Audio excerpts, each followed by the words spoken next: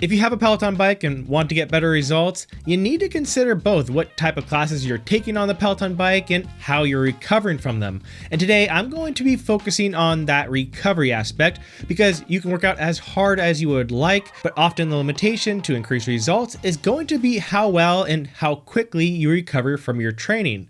Now, a big shout out to Redwood Outdoors for sponsoring this guide, and you can learn more about their amazing saunas later on in this video, but let's go ahead and get started with the first of 10 ways to improve your recovery from Peloton training.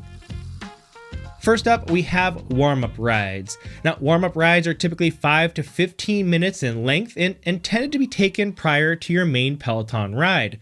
And how does a warm-up ride improve recovery? Well, one of the main purposes of a warm-up ride is to help get your body primed and ready for that hard work ahead. And one of the ways it does this is by priming your aerobic system, the part of your metabolism that creates energy from oxygen. Now, ideally, the vast majority of your Peloton training is utilizing this aerobic system, and by getting in a good warm-up, you ensure that it is ready to work for you at its most optimal state.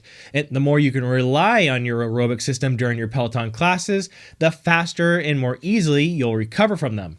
Now, some classes like Power Zone classes, for example, almost always already include a good warm-up, but there are a ton of other Peloton classes that don't. Take some of Kendall's metal rides, for example, and her warm-ups are not really warm-ups, as they often ramp up the intensity right away. So you could recover from those types of classes a bit faster and even perform better by including a solid 5 to 15 minute warm-up ride beforehand.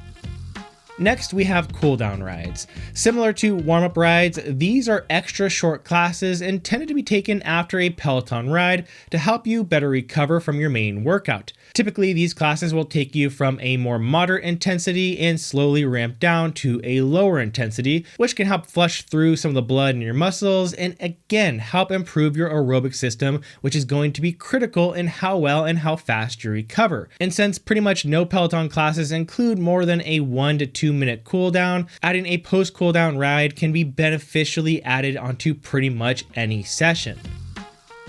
Up next, we have a recovery shake or some sort of post-workout nutrition. And while the exact timing and macronutrient breakdown, meaning the amount of carbs and protein that should be included, are up to debate, and in my opinion are largely dependent on your own individual metabolism and the type of workout you just did, there is little debate that you can improve and speed up your recovery by ensuring you have at least some sort of post-workout nutrition plan in place. Following a hard workout is often one of the best times to add carbohydrates, as your body will more quickly shuttle them into your muscles to aid the recovery and replenish your glycogen stores. And protein is used, of course, to help aid in your overall muscle recovery. I personally prefer to have a protein and carb shake within 30 minutes of a ride, though many prefer just to have an actual meal, which can work equally as well.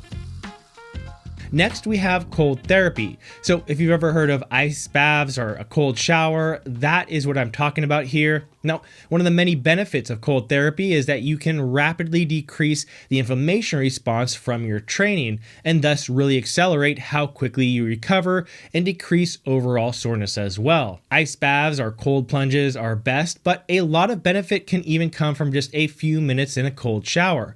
Now, I wouldn't suggest utilizing cold therapy following a strength workout, as studies have shown evidence that it can decrease the effectiveness of strength-based training. However, for cardio-based workouts, such as the majority of training you'll be doing on the Peloton bike, cold therapy has not been shown to have any negative effects whatsoever, but has been shown to really accelerate the recovery process, which is why for me, I tend to do my Peloton rides in the morning and follow that up with a cold bath or shower, and have seen my own recovery and results improve substantially from that routine.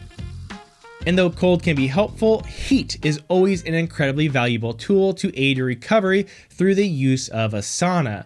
Not only have saunas been shown to be incredibly good for your immune system, your skin, your brain, and even your overall longevity, but has also been scientifically shown to aid recovery and endurance by increasing red blood cell volume and stimulating quite substantially growth hormone, which can really help you get better results, whether that's losing fat or increasing your performance. results. And that brings up today's sponsor, Redwood Outdoors, who makes some of the best outdoor and indoor saunas available.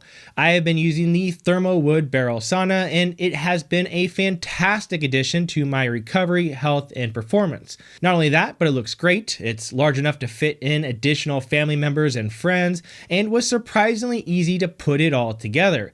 They have a ton of different options to choose from, but I went with the barrel version with a porch in the front to add some additional seating in my backyard. I typically use my Redwood Outdoors sauna 2 days a week, and 1 day a week I like to use it for multiple sessions with a cold bath between those sessions, as that has been shown to really crank up growth hormone production, and I have found to be very powerful in aiding my recovery during rest days away from Peloton. Now, for a limited time, Redwood Outdoors is offering $250 off for viewers of Connect the Watts if you just use the discount code WATTS250 and use the link in the description below. Now, next up, we have stretching as a way to aid your Peloton recovery. And there are 2 ways you can really make this work for you.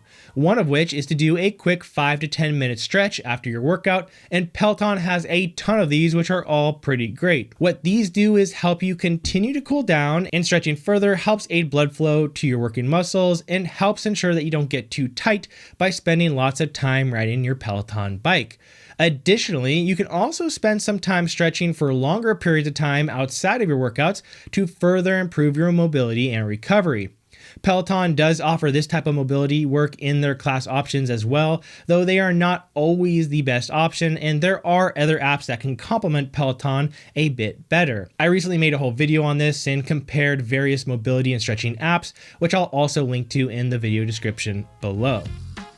And sort of tying into stretching is foam rolling. So foam rolling can be a great option to help loosen up stiff muscles and improve your mobility, but can also greatly aid in your recovery by ensuring muscles glide across each other smoothly and don't get tacked down together, which can really limit your blood flow and limit how well and how quickly you recover from Peloton classes. This is especially true for Peloton with your quads, which is a large group of muscles on the front of your leg, which can get really tight after a lot of riding. And so spending some time on those with a foam roller can be highly beneficial, and luckily Peloton does have some really great foam rolling classes that you can take and follow along to. Now, massage guns work in a similar way to foam rolling and can certainly aid in the recovery as well, though I don't think they are a great replacement for foam rolling, since their effect is a bit different and you won't get as powerful an effect as foam rolling can give you with its more sustained pressure on your muscles. That said, massage guns definitely have their place, especially in some hard to roll areas like your shoulders and chest, and can also be highly beneficial to add prior to workouts to help activate your muscles and prepare them to perform at their best during your ride. Next up, we have compression therapy. Now, the most popular method is to utilize something like Normatec, which can apply air compression from your feet all the way to your hips. And this is highly effective in decreasing soreness and promoting recovery, as it really does an excellent job at flushing fresh blood through and massaging your legs. If I ever have a big ride or feel especially beat up, I slide these on at night while I'm relaxing, watching a show, or reading a book, and I feel a lot better within 30 to 45 minutes. There are also smaller versions like the Normatec Go, which I will use throughout the day. Now, those are a bit more limited to the calves, but can still be an effective way to pump fresh blood and thus oxygen throughout your entire leg. And last but absolutely not least is sleep. You can try and work out and recover as hard as you can, but if you are ignoring your sleep, you'll always be limited in what you can achieve. Sleep is the primary way in which our bodies recover, and the harder we work out, the more sleep we need. And while not everybody needs 8 full hours of sleep each night, that is a good average to shoot for to see how it affects you. And while that may not be realistic for everybody all the time, simply adding a little more sleep if you are a chronic undersleeper can often do wonders in increasing your recovery, as well as your overall health, your metabolism, and generally just about everything, including feeling better and happier. And of course, this is a lot. From saunas to stretching to warm-up rides to compression therapy and more. it's probably not going to be realistic for you to do it all, and you really don't need to. But choosing a few, especially if it is something you feel you can be consistent with, can greatly aid your recovery and put you on track for getting better results, whether that means more weight loss or better performance or both. And as I mentioned, I did do a comparison of all of the most popular mobility apps, including Peloton's, so if you want to start adding additional stretching into your daily routine, make sure to watch this video here. As always, appreciate you being here. This is Colin Jenkins with Connect the Watts, and I'll see you next time.